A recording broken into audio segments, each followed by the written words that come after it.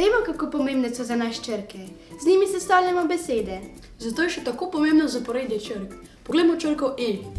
Kjer se besede enotnost, enakopravnost, ekologija z njo začenjajo, recimo, da jih črka E tudi predstavlja. Potem poglejmo še črko U. Na enak način bi zanjo lahko rekli, da predstavlja učenje, urejenost, učinkovitost. Če ti črki združimo, dobimo EU. To je kratica za Evropsko unijo, združenje vseh evropskih narodov. Slovenija trenutno predseduje pomembni evropski ustanovi, Svetu Evropske unije. Kot najpomembnejše teme za obravnavo je določila gospodarsko obnovo, migracije, zeleni in digitalni prehod, konferenco o prihodnosti Evrope ter širitev EU.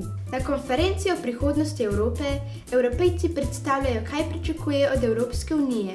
Evropska komisija je obljubila, da bo njihove želje poskušala upoštevati. Tretjina vseh, ki sodelujejo na zasedanjih, so mladi med 16 in 25 letom. Kaj pa ti misliš?